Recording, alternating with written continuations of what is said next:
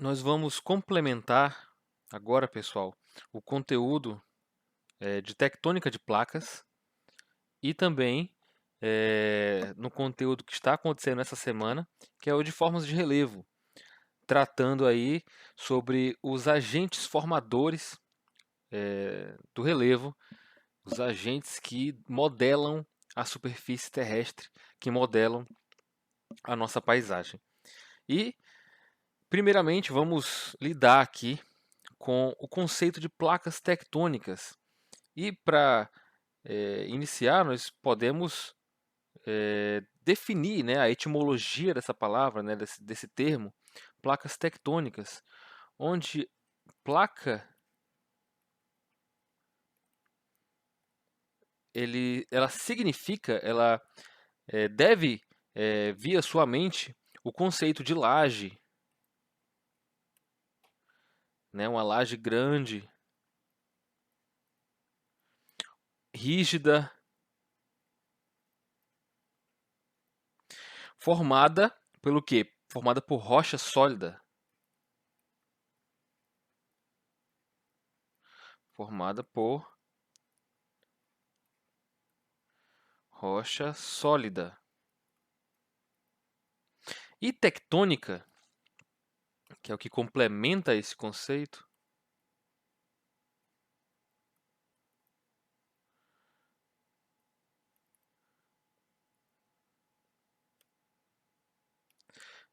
vem do grego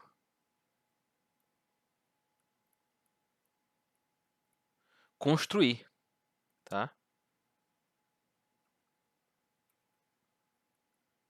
Construir. Então nós temos o conceito de placa tectônica, que é a superfície da Terra construída por placas.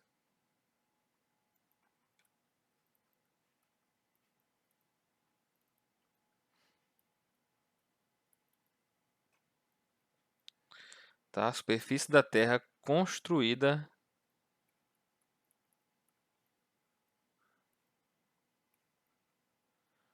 por placas. O nosso planeta Terra, ele é um planeta rochoso e ele é construído por placas tectônicas ou essas grandes lajes formadas por rocha sólida, tá certo? E é daí que, né, a geologia moderna começou a desenvolver esse conceito das placas tectônicas, observando aqui o nosso assoalho oceânico, que é o que?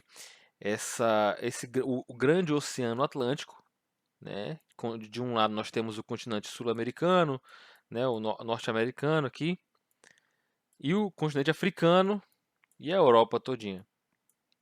Então, aqui no Oceano Atlântico nós temos, né, esse grande assoalho oceânico, que chamamos de assoalho oceânico. E percebeu-se, né, nos estudos modernos, já recente, né, relativamente recente, de 1960, os estudos tectônicos começaram a elaborar e identificar essa grande rachadura que existe aqui no meio do Oceano Atlântico, onde ressurge o magma.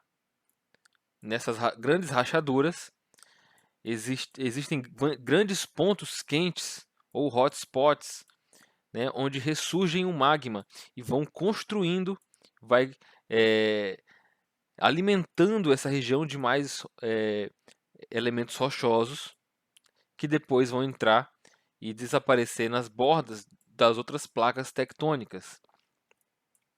Assim como tem na sua apostila, você pode acompanhar também. Então, o conceito basicamente é esse que estamos vendo aqui nessa figura. Nós temos grandes bolsões de magma que ressurgem, né, à superfície e formam esse grande assoalho oceânico, que é aquela grande rachadura no Atlântico. E ela se expande de um lado e para o outro também. E isso aqui forma uma grande corrente de convecção, como estamos vendo aqui. E nós vamos ter o assoalho oceânico voltando, né, à subsuperfície para realimentar esse processo. E nós temos aqui a crosta, que fica por cima, tá? E assim formando, né, grandes cadeias montanhosas, grandes cordilheiras. Nós também podemos chamar aqui essa grande rachadura de, né, mesoceânica, certo? E aí, a geologia moderna também construiu o modelo teórico, certo, das camadas da Terra. Que nós vamos ter três elementos básicos aqui. Lógico que isso vai se subdividir ainda mais, tá? Mas basicamente nós temos isso. Nós temos a crosta, que ela é basicamente sólida, tá? E rochosa. Nós temos o manto, que também é sólido, mas contém, né, grandes bolsões de magma, assim como podemos ver aqui na figura ao lado. E o núcleo. O núcleo ele ainda é dividido em núcleo externo.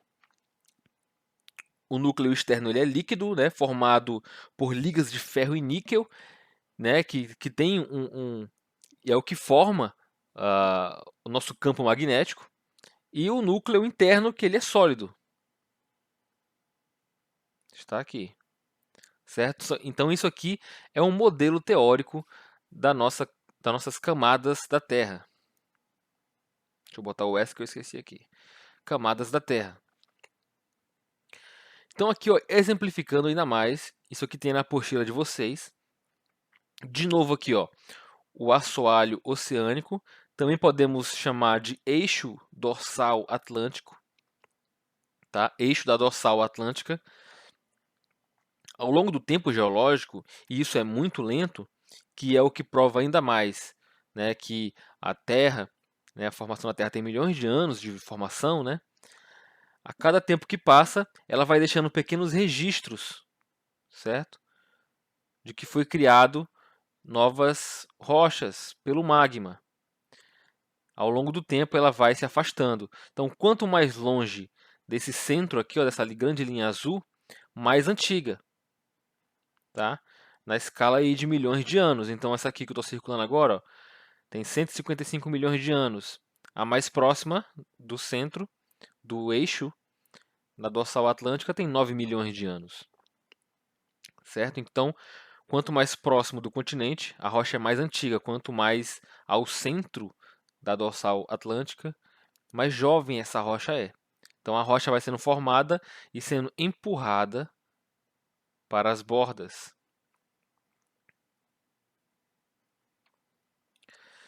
E para entendermos ainda mais sobre isso, podemos aqui ver um esquema, né, uma animação sobre isso. Ó, os grandes bolsões de magma ressurgindo à superfície no assoalho oceânico. Ó. Ele ressurge à superfície, criando. Ele vai resfriar, certo?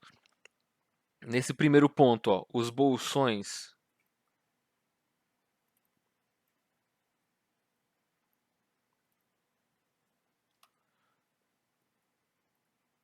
irão resfriar, tá?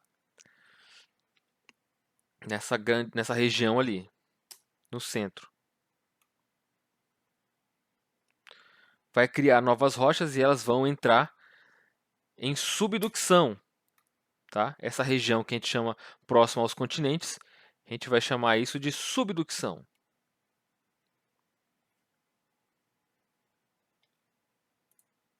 Ok? Então aqui podemos ver ó, o processo completo da rocha surgindo no centro da dorsal e depois o processo sendo realimentado na subducção. Aqui podemos ver com mais detalhe ó, a rocha em subducção, a crosta oceânica, né, entrando novamente para se realimentar o processo, e aqui a crosta continental em cima.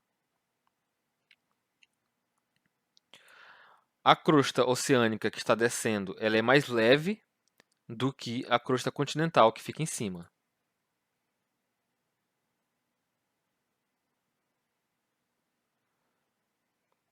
E esse processo é um processo interno, tá? Que vai construir as formas de relevo, né? Que vão criar as grandes cordilheiras, formações rochosas que existem na superfície terrestre. Aqui no exemplo, né, a formação de um vulcão, né, com magma ressurgindo em outras partes da superfície terrestre, na parte continental, por exemplo. E isso deu origem também e motivação e embasamento para a teoria da deriva continental. Nós tínhamos um grande continente, né, chamado Gondwana, tá? E Laurásia, e todos esses continentes formavam um grande quebra-cabeça. Podemos ver aqui a Ásia, a América do Norte, a América do Sul, a África, tá? A Índia, a Austrália, a Antártida, certo? Nós podemos também observar nessa animação aqui a passagem dos milhões de anos do tempo geológico. Você pode observar aqui, aos poucos o quebra-cabeça vai se afastando e dando origem ao que temos hoje, certo?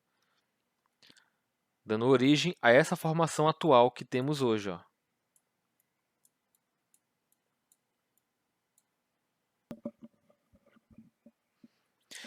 E a tectônica de placas explica, pelo menos ajuda a explicar os diversos aspectos e fenômenos da Terra dinâmica. A Terra, ela é também, tá, um grande sistema. Podemos chamar também de geossistema, com um grande ciclo aberto, onde temos o ciclo hidrológico, o ciclo tectônico, o ciclo das rochas, tá? Como podemos observar aqui nesse gráfico abaixo. Alimentado pela energia solar, tá? O calor e material interno da Terra, que é a força tectônica, as placas tectônicas. E nós vamos ter aqui dois elementos que vamos até ver na próxima apostila, ó. Processos endógenos e processos exógenos. Tudo isso aqui, ó, nesse grande ciclo do sistema terrestre, ou geossistema, onde nós temos a energia solar, aqui, tá? A energia solar, o ciclo hidrológico, o regime de chuvas, tá? O regime de precipitação, a força das placas tectônicas, ó, em subducção, por exemplo, o ciclo das rochas, tudo isso trabalhando em conjunto, construindo e desconstruindo o relevo, tá? Então nós temos que ter em mente que a paisagem ela é construída e desconstruída continuamente. Então aqui mais uma olhadinha nesse esquema. O esquema do ciclo geológico, mais uma vez, ele ajuda a explicar os diversos aspectos e fenômenos da Terra dinâmica.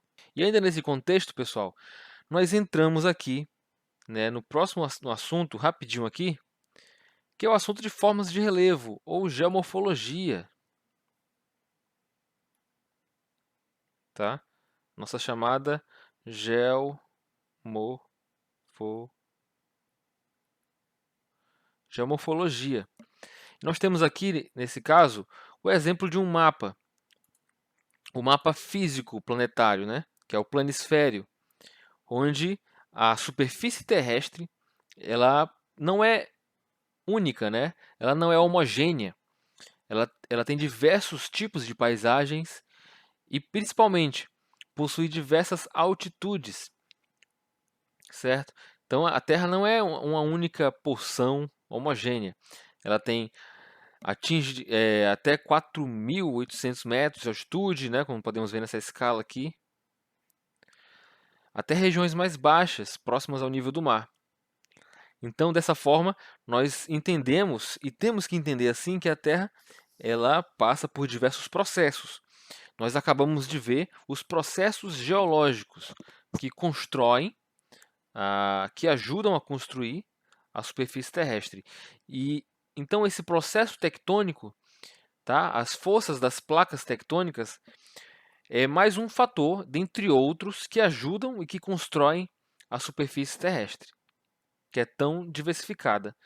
E é aí que nós entramos, tá, no conceito de agentes internos e agentes externos. Nós também podemos chamar isso aqui de agentes endógenos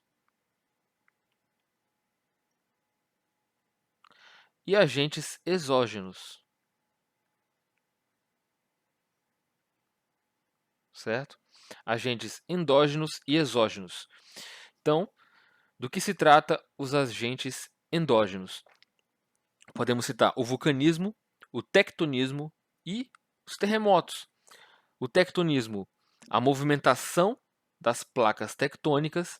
O vulcanismo são as atividades internas, porém também acontecendo nas regiões continentais, que também provocam a criação de novas formas de relevo, né, de novas cordilheiras, novas cadeias montanhosas, e o terremoto sendo aí um reflexo, né, dessa movimentação. O terremoto ele sempre é uma consequência dessa grande movimentação, dessa dança dos continentes, que podemos chamar assim também. Então, nós temos que entender que os agentes internos eles estão construindo, tá? Podemos colocar essa setinha para cima aqui, ó, entendendo que ele está construindo os relevos, ou seja, soerguindo os relevos. Também tem um conceito de soerguimento.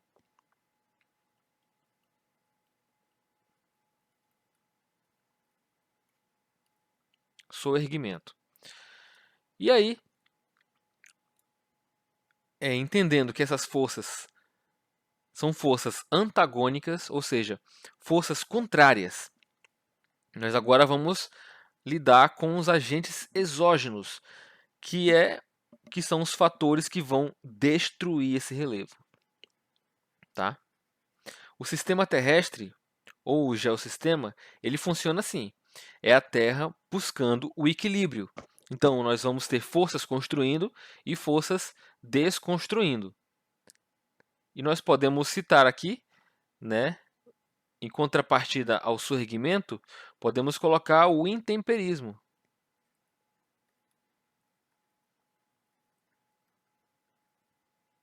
Intemperismo, que é o que vai desgastar a rocha. Se por um lado a rocha está sendo construída, está soerguindo, do outro lado, em cima, nós vamos ter diversos fatores e elementos que vão desgastar essa rocha, que vão desconstruir essa rocha. E podemos citar aqui o principal deles, que é o intemperismo, que acontece de várias formas.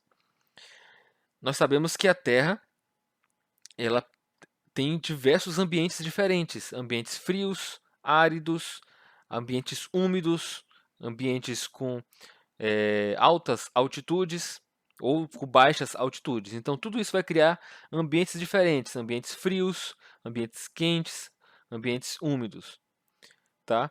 Então, nós podemos aqui citar esses vários elementos como agentes do intemperismo: o gelo glacial, os ventos e a água, né? No caso aqui, os rios, lagos, águas subterrâneas, mares.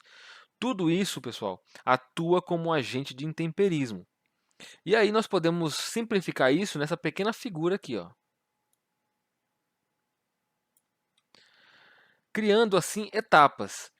Aqui uma região mais alta até o estágio final, que é o oceano. Nós podemos, inclusive, ter isso em mente. Sempre o intemperismo, a erosão, vai atuar carregando sedimentos, tirando sedimentos de uma região mais alta e levando até o máximo que dá para as regiões mais baixas, certo? Então nós podemos criar aqui uma linha do tempo do intemperismo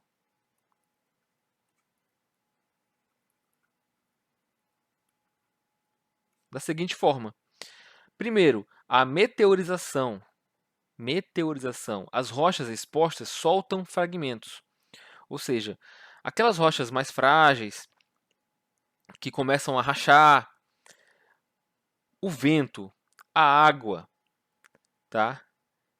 ou gelo podem desprender essas rochas, que vão ficar em pedaços menores. Aquela rocha que era um grande pedaço, né, de rocha que é impossível mover, ela vai rachar e vai ficar em pedaços menores. E aí acontece a erosão. Os fragmentos resultantes da meteorização são remobilizados por ação da água, do gelo e do vento. Então a água ela tem esse poder, né, essa função de carregar essas rochas menores. E aí nós temos o transporte. O transporte, as partículas erodidas são levadas em direção à bacia sedimentar. Então entendo como bacia sedimentar um rio, um grande rio, tá? Podemos aqui citar na nossa região de Roraima o Rio Branco, o Rio Uraricuera, tá? Todos os sedimentos das regiões mais altas, como Pacaraima, o Iramutã, tá? Tudo isso está sendo transportado pelo vento, pelos rios, pela água, né, pela chuva, até essas regiões mais baixas, que são os rios. E, por fim, nós temos a deposição.